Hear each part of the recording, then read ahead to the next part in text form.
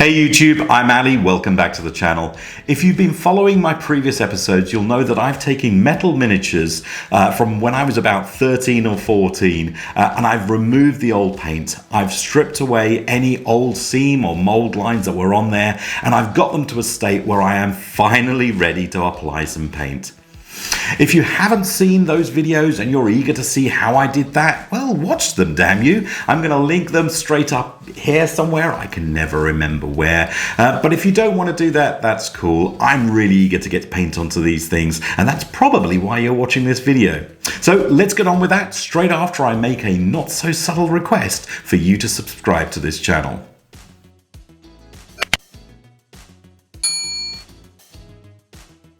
So how exactly am I going to get primer onto these minis? Well, the internet tells me there's two ways. I can either paint it on or spray it on.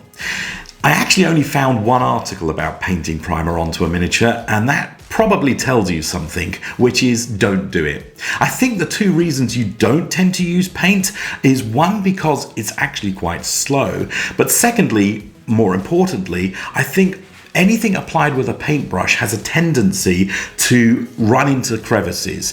Your chances of applying a thin, even coat, which is what you're trying to do with a primer, are pretty low, even if you're super skilled.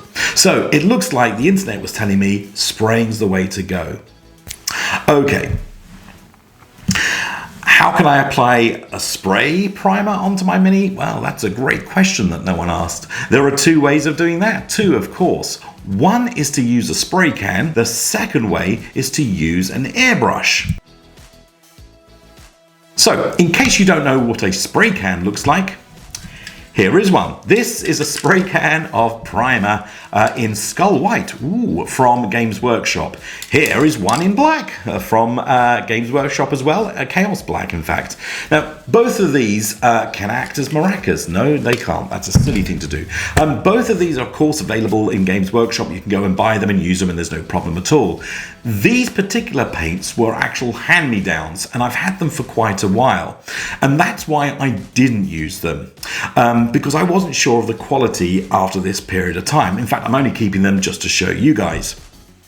I will say one other thing though, in researching this vid, and yes, I did do some research, in researching this vid, I found, as some people were saying, some professional painters were saying that actually the spray from the spray can isn't as fine as a airbrush, which makes sense. And actually you can have a slight denim-like feel to the primer coat when you apply with a spray can. The reality is, by the time I've applied paint, I probably wouldn't notice that, but I didn't want to chance it. And besides, I wanted to spend my money on an airbrush, which is exactly what I did. Here we go. This is my airbrush. It's not a particularly expensive one, but it's one that everyone seemed to recommend on Amazon, and that's what I went with. So what else do I need apart from my airbrush? Well, I'm going to need obviously some primer paint. Now, because I am using an airbrush, the primer paint I went with came in a little tub. This one is black from Valhero. Valhero, is that the right way to pronounce that? I think it is. Again, I did some research on this. This seemed to be pretty standard, though one test by Miniac, I think it was, did point out that this has a tendency to chip. If I was handling those miniatures regularly, which I'm not going to do, then maybe this isn't the best brand. But as far as I could tell, everything else about it, its consistency, its use, its coverage, all of that rated really well, and that's why I went with Valhero Black. I did the same thing. I got some Valhero White, and I'll come on to that in a minute. But black is the color I'm going to use to prime all of my miniatures. Now, apart from that, the obvious other things were things like gloves, over here, black ones again. I mean, I've got a whole box of them, so of course I'm going to have black gloves. I had some protection on the table surface because I'm going to be spraying. By the way, you should of course use a respirator whenever you spray. I only did a tiny bit, and I'm going to pretend that I did have a respirator. But yeah, I didn't. But you should. That's the important thing. Health is very important. Make sure you use a respirator. If I don't use one in this video, you'll forgive me, I hope. The other things I had to get were some cleaner for my airbrush and some thinner for my airbrush. Thinner was quite interesting to me because I didn't think I'd have to thin my primer. But again, the internet indicated to me that maybe that's what I should be doing. Multiple layers of thin primer was better than one layer of thick primer. And I guess that's a mantra I'll go with for all of my painting. So I've got some protection on my hands, I've got some protection on my mouth, allegedly, I've got my paints, I've got my thinner, I've got my airbrush. What am I waiting for? Let's crack on. Now, all through this video, I'm probably going to use the word undercoating and priming interchangeably, and I really shouldn't. So I'm going to take a moment out to explain that priming is what we're doing. We are priming the metal to take on new paint. If there was paint already applied and it was still there, then what I would be applying is a layer of undercoat. The problem with putting undercoat onto something that's already got paint is that you're building up layers, you're removing the detail from the miniature. So generally what happens is you don't put on undercoat, you strip back any paint you've got on a miniature and you just apply priming, which is what we're doing. Primer, not priming. Okay, so here are my three miniatures again. My little goblin, my targeteer, and my lady warlock. The first thing I need to do is put these guys onto a base so that I can actually then hold them and prime them. I'm going to come onto the goblin in just a sec. For the targeteer, I just needed to find a slotted base. There aren't many of them around though, but luckily I did have one. For the warlock, I was going to use a slotted base. Here's a slotted base, but as you shall see, although she stays on there and she looks pretty decent when she does, if I turn her around, you'll see that half of the slot is sticking out. So the only way I can remedy that really is for me to snip that little slotter base off and then attach her to the base. Now, if I attach it to the base with a slot, obviously I'm going to see the slot, so I've got another base here. Right, so off camera, grab some snips. I'm going to snip this off nice and easily, I hope. Wow, I mean that came off very easily.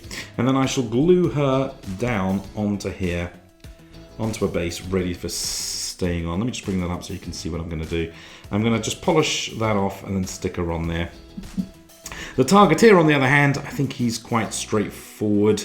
He fits nice and neatly into that slot there. Sorry, I was off camera there again, so let me just make sure I'm looking in the right place. So the targeteer fits nicely into that slot, so I shall do that. For the goblin, I had to do something different. He wouldn't fit onto a normal base, and I wanted to put him onto a 40mm base. Unfortunately, I couldn't find any of those. I didn't have any to hand, but what I do have is a 3D printer. So that's exactly what I did. I 3D printed a base. Here we go.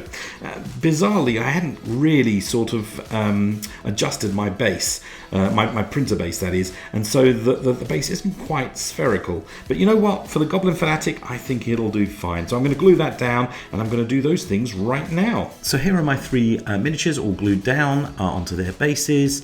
There's the Goblin, there we go, there's the Targeteer, and there's the Warlock. The next thing I wanted to do is I wanted to put them onto some kind of base that I could then hold, spin around in my hand, and then paint.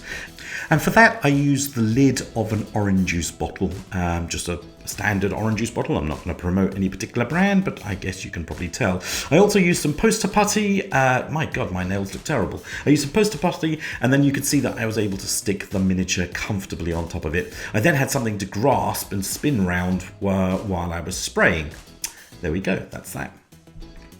Now, this was the first time I'd ever used an airbrush, so it took a little while for me to get used to, and I don't think I was that good at it, in fact. You can see me here mixing in a little bit of thinner. I think it was 3 drops of thinner to about 6 drops of actual primer with a paintbrush, and I was mixing it directly in the well. Below me is, or below the airbrush, is a little plate, and onto that I put a piece of card, which you'll see in a second, and then I basically practiced with the airbrush, adjusting the nozzle and the airflow until I got a stream that I felt comfortable painting with. So you'll see that just now. And this goes on for a bit. So when I first tried it, clearly you can see a massive great black spot. That was far too much ink coming out. So I adjusted the nozzles until I was able to get a thin stream coming across. It took a little while for me to do, and I must say, painting with an airbrush was not easy, and the cleaning was a real pain.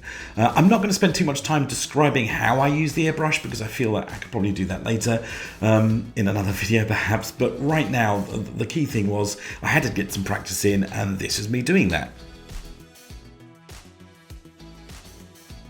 So two things became apparent when I started painting with the miniatures. One, with this goblin, I think I left a bit too much paint on previously. You can still see specks there.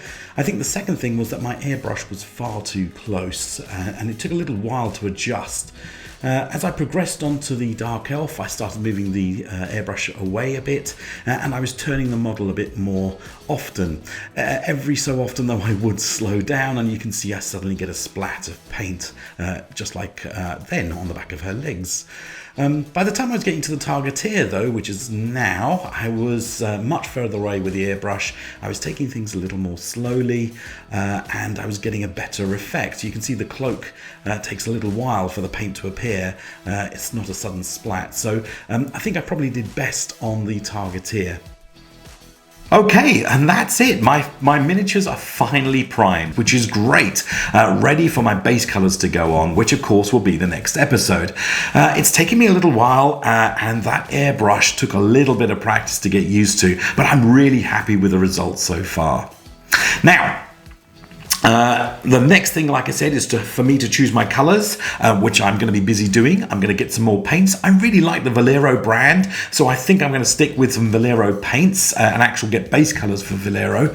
I'm saying Valero a lot now, aren't I? I should probably stop that. It's free advertising, damn them. But anyway, all of that is going to be in the next episode. For now, I've got myself some prime miniatures. I'm super happy and pumped, and it's time for me to say goodbye. So that's what I'll do. Take care, Internet. Take care, Internet. Take care, YouTube. Bye-bye.